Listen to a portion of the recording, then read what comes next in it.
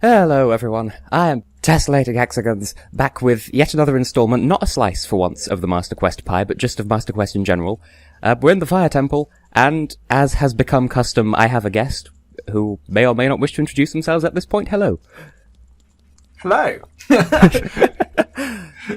I am Simon, I am from the High Plane Games YouTube channel.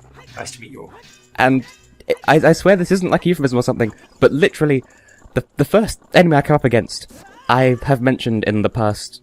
I'll mention it in greater detail when I get to the point of the game where it becomes relevant, but I have an anecdote about that enemy that I just defeated, where I ended up shouting rather loudly something to the effect of, "Stay back, evil penis monster."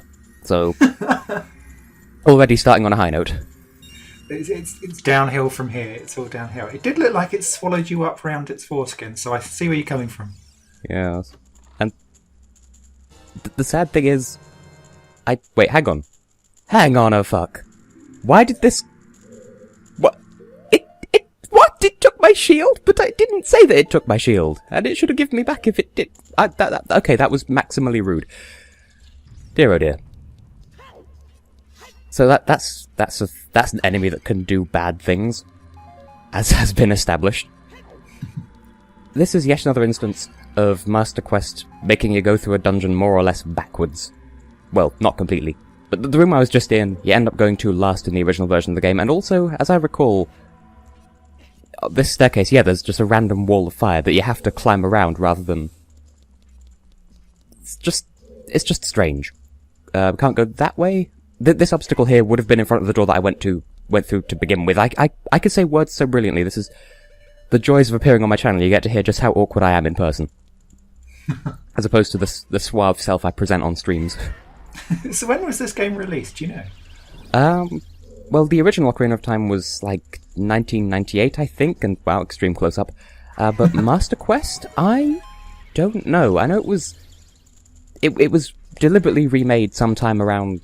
It'll have been early 2000s. It was bundled with The Wind Waker, which in itself, I think... I remember looking at the title screen of The Wind Waker and it having a copyright symbol in the corner saying copyright 2004, and then feeling really old because I remember when that game was new, but of course I'm a fine one to talk about feeling old.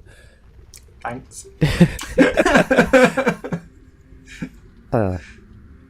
It's like gently dust from my ZX Spectrum.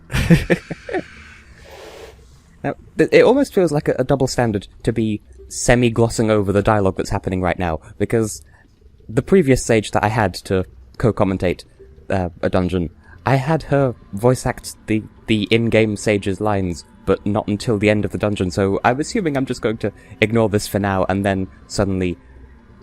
What's the word? Burden you with a load of voice acting at, like, sometime after we finish recording or something, I don't know. Okay. But...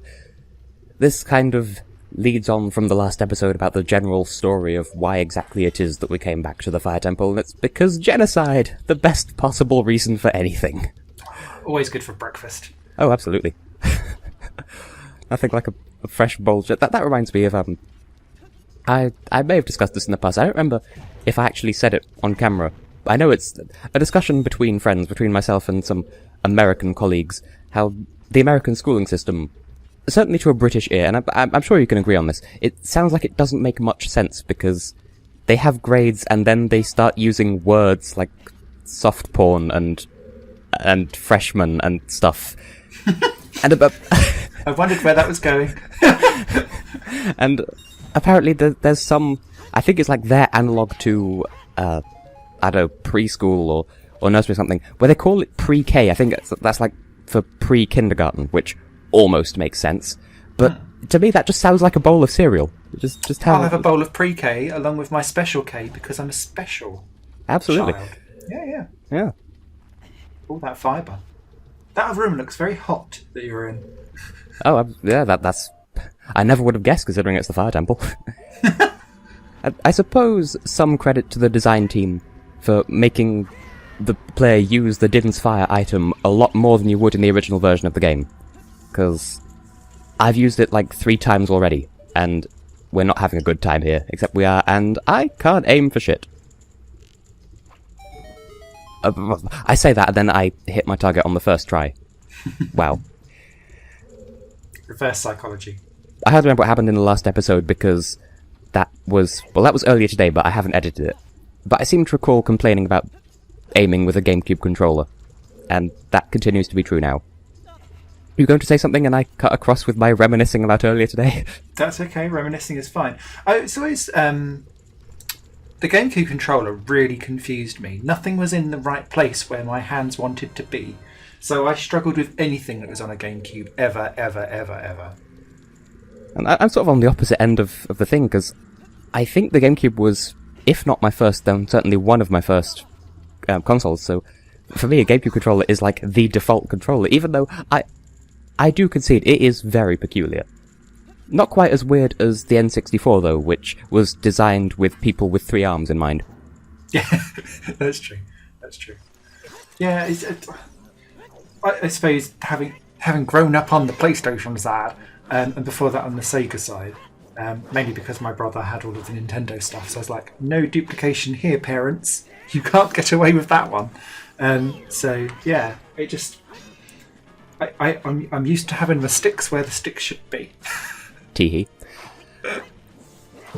Yeah, it does extend out actually quite across. Oh, thoughts. Dear oh dear.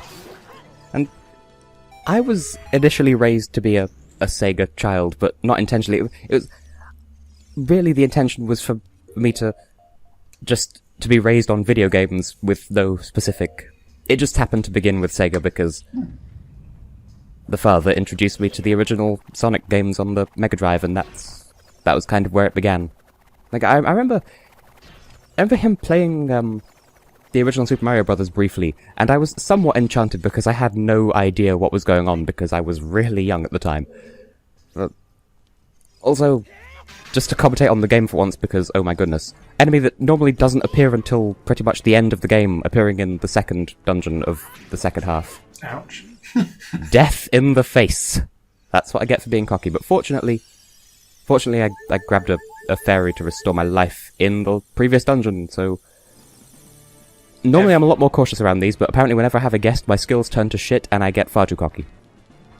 So, do you feel significantly underpowered to face this person? I think, to be fair, that's probably the idea, but... I don't know, in Majora's Mask, the next game in the series, there's a point where they have you fight 2 of these pretty much at the same time, as I recall, and you don't really have anything of, like, it's as child Link, as the youngest form of Link in the game. I suppose at that point you could use the various... I'm trying to avoid talking about spoilers about that game, even though... Is there a fetus Link? There isn't, but there should be. Although, I don't know, because in that game there is Deku Link, who is kind of a fetus, but made of wood. A wooden fetus. Amazing. It's sort of a tree person. It's a treatise, I suppose. A treatise. Superb. Eat my roots. I could always see, though, that if like there was a Link that was a fetus, that it would have its own little swords and it would do its own little cesarean, and that would be like the end boss. Cut your way out. Isn't that basically the Binding of Isaac? True. We've got something there. Yeah, admittedly it's not exactly 1-to-1, but close enough. I forget which song I need to play here, but there's one of these. There are these random spots throughout the game where Navi just randomly turns green, and if you play the right song, then a thing happens, and I don't remember which song it is. And I can barely even hear the ones I'm playing. In fact, I can't at all, because I can't hear anything from this TV, because it's not a TV, it is in fact a computer monitor. But apparently the Sun song was the right one, and so I get an obese fairy, which fills up not only my heart, but my magic as well. The best kind. But also they're too fat to fit in bottles, which is a bit unfortunate. I went out with an obese fairy for a few years. Beautiful. Anecdote. Oddly. I've seen some weird fan fiction about that fairy, by the way, as well. I can imagine. Link, why did you climb face first into the fire? Admittedly, that does sound like a very me thing to do, but still. Like, oh, there's this giant pedestal that is literally a ring of fire, but without the curry to precede it. I think I'll climb face first into it. And once again, there are at least 1 or 2 people who I follow on Twitter that would probably be into that sort of thing.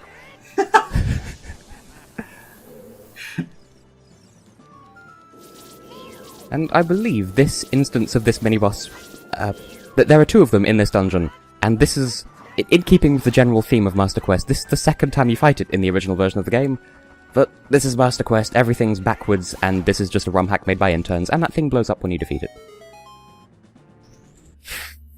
Delightful. And also, another somewhat recurring theme with Master Quest, instead of having you do some of the level before being rewarded for doing the level, you get about 2 minutes in, and they decide to throw the dungeon item at you, as I recall, because we can't really get any further without, yep, there it is, the Megaton Hammer. Delightful. Shiny. And it describes it as being able to smash and break junk, and the Americans have permanently ruined the word junk for me because it never used to refer to genitalia, but then America happened and now it does. America. And I went through the wrong door. Thanks, Obama. And we're here with a rusty switch. I'm sure you could find some sort of euphemism in that somewhere. It's rusted and we have to pound it. Problem solved. UTI. As opposed to Yu-Gi-Oh! Literally 1 room after getting the dungeon item, we get the map as well. Wow. Why don't you be a bit more generous, Master Questy? I mentioned earlier in the series that this is essentially a Nintendo licensed ROM hack made by interns who didn't really understand level design. They were just told to make it slightly harder. Oh, okay. They're sort of like faulty Nintendo Viagra, but this hasn't been confirmed. That's just... They tried to make it harder and they did so through questionable methods. So what do you generally think about that then? Because there's this whole concept about how games have got easier and progressively easier and more lax over time, which I don't necessarily disagree with. I think we've just got used to how controller layouts and like more dimensions to move in and things like that have kind of spoilt us maybe a bit more. But do you necessarily think that the game needed to be harder or more tricky or what? In the case of Master Quest, I think it's nice that they've included, like, it's Nintendo's way of saying, okay, this is one of the most overplayed games on YouTube ever, except this predates the concept of Let's Playing, but still. Huh. They I don't know, it's their way of acknowledging, yeah, there are people who are going to be good at this game, we'll make a slightly harder version, even though we have no idea how to do that. And I believe it was also their way of incorporating some of their original designs from, because prior to Master Quest, they were working on, like, a sort of half-sequel thing called something like Ura Zelda, which is, I don't know, it means something like another Zelda, which was essentially this game again, but different. I don't remember exactly. It was going to be released for the Nintendo 64 disk drive, which never got released because it was one of the biggest commercial flops in video gaming history. And then they took the remnants of that and worked it into this or something. I'm not entirely sure. But more generally, I think that there's very much a two-sided debate to the whole games are too easy, because on one hand, the complainants tend to be veterans who kind of grew up with the games, and so of course they're going to find it too easy, but that's kind of not acknowledging, oh, there were youths who, I don't know, we're good, so everyone else should get on our level, but not give them a means of getting onto our level. I can't quite articulate what I mean, but, like, on one hand, yeah, there is a lot of pandering in there, but on the other, there's also, like, there isn't a means of getting in, and, like, you'd have to have been a gamer in the 80s or 90s in order to be an accepted gamer now. I can't find the words to say what I mean, but, like... So, do you think that everyone should then start off with something like learning with the Puyus? Well, not necessarily. My first game, Tap X. Wait! End screen! No! I don't necessarily object to the games being a bit too handholdy. It is somewhat frustrating every now and then for when a game is too easy and they could have just as easily not done easy. I know what I mean. I'm with you.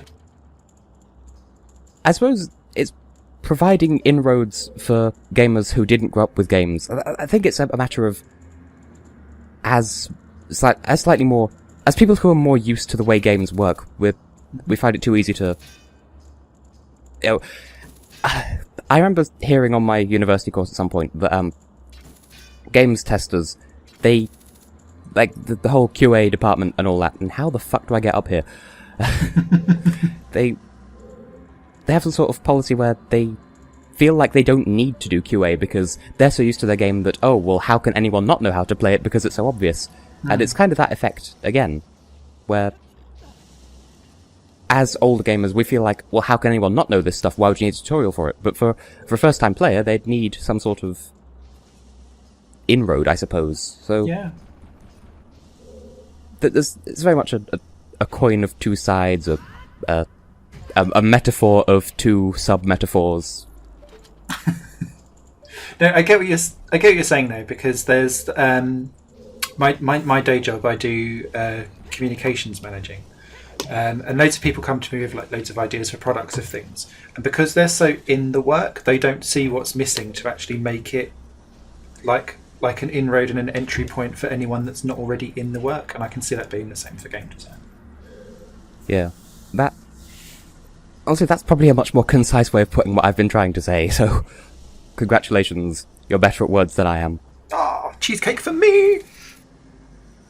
This is rather difficult to aim, because I'm on a moving platform, but it stopped right in front where I need to be, so maybe I should shut the fuck up. Except I'm trying to commentate, so maybe I should not? I do like the shield. It looks really funky. Yes. I still haven't taken the time to find out what the deal with it is, because I'm fairly sure that that design wasn't carried forward into some of the other games, because like in other remakes of this, also rather dickish puzzle here, there's a torch on the wall and it's like merged with the wall that you can't even see that it's a lightable torch. But that design on the shield, it features a fourth golden triangle, which is of course part of the Triforce, which is the whole Zelda thing. And there is no fourth piece of the Triforce, but it still spawned a whole load of fan theories and stuff. And so Nintendo's way of dealing with that is, well, fuck, we'll just redesign the shield so that people won't keep making these conspiracy theories. That guy that you're talking to looks like a cross between the Michelin Man and the fat sock puppet from Little Big Planet. Cannot unsee. All I have to say to that. Now, we're going for 17 minutes. I can go for at least 3 more minutes, if not more. And as I discovered with recording with a guest, it's easier to just record the whole thing in one session, so... Oh, here we go. This is how I get up to that bit I was bitching about before. It's just easier to record everything at once, and so what is for us like a 2-minute break in recording or whatever, for the lovely people watching is like 3 or 4 days of nothing. Or something, I don't know. I don't remember the exact numbers behind my uploading schedule, I just know that it's Mondays and Fridays and Wednesdays and weekends and lions and tigers and bears, oh my. It's a Noah's Ark of uploadings. It's truly an orgy of video goodness. I should just adopt that as my tagline. I'm down for that. And apparently I did have to come up here after all. So, as soon as the floor stops attacking me, this seems like... I would compare it to IKEA, but I don't think IKEA particularly specialise in tiled flooring. But somewhere like that, where... I don't know, if you go the wrong way round IKEA, because they have those arrows on the floor, don't they? Mm-hmm. You go the wrong way through IKEA, then they'll just pick up tiles of floor and just fling them at you like frisbees.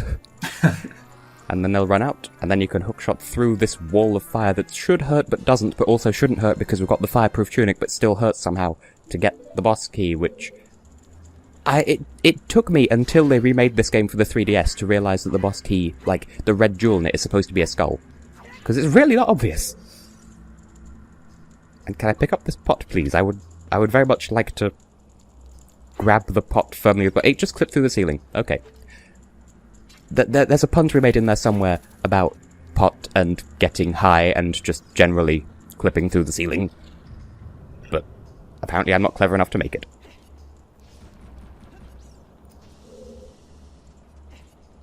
And then all was silent.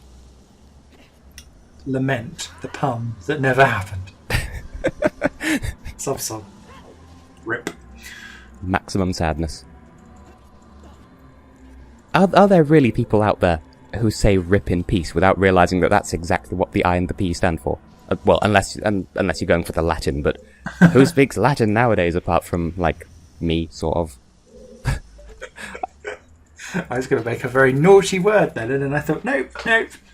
Well, I'm curious now. If it's that bad, I'll held find back. some way of. I'll find some way of censoring it if need be. No, I've forgotten now. But there's another one that people, like when people don't laugh, they just go, "Oh, lol," just continue on. I just want to slap them all, rip out their insides gently. Apparently, I don't know which came first, but supposedly, Chicken. "lol" is also a word in Welsh that means nonsense, and I think it means fun in Dutch as well. And Dutch fun sounds very suspect. With the sausage. I suppose I should take a moment to appreciate that puzzle that I just did that involved jumping on a block. It's much harder in this version because there's a ring of fire at the bottom, which means that you can't just climb onto it, otherwise it'll throw you sideways, and that's not a good direction to be thrown. Like, throw vertically or get the fuck out? I don't know. And yet another torch that's merged with an object. Like, I suppose this is an homage to people who've played the original game, because if you played the original, you'll know this is a decorative set piece that's meant to be on fire, but it's not on fire. And so you have to light it because it's not on fire when it should be, and they've done that by merging a torch with a piece of scenery. I don't know, I'm going into so much detail about the origins of this game, and it's really not all that interesting. It is for someone that's... I confession and crucial this time. I've not properly ever played a Zelda game. Oh no. So this is interesting for me to hear like little anecdotes and stuff. And I suppose from an outsider looking in that's never actually gone to Zelda, because I thought it was you're trapped in a dungeon, there's not really many puzzles, you just have to hack and slash your way through things, which generally don't really appeal to me massively as a game concept. I'm delighted so far at how much there isn't of just monsters on every single third step. Yeah, this was one of the... I think Ocarina of Time is one of the first games that I ever actually played, and so it set the bar pretty high for what I was going to expect from future video games, and so I do have somewhat unrealistic expectations of how good further games should be. There was an assignment that I needed to do for university at the end of my first year that involved producing a design document that was a game proposal, and it was essentially Sonic the Hedgehog style platforming and Legend of Zelda style dungeons. And I think that got a decent enough grade, I'd like to think. And oh, there's a blue switch, we can't do anything with that. I'm looking at the time, it's 10 to 9 at night, but that's not relevant. We're going for like 23 minutes, so I suppose I could outro and then we can pause for like a moment and then resume recording, but you other people will have to wait a couple of days because I'm an asshole like that. So I have been and will continue to be Tessellating Hexagons, and you have been guest. Okay. I'll be putting links to his channel and website and all other good stuff in the description. And this was the video.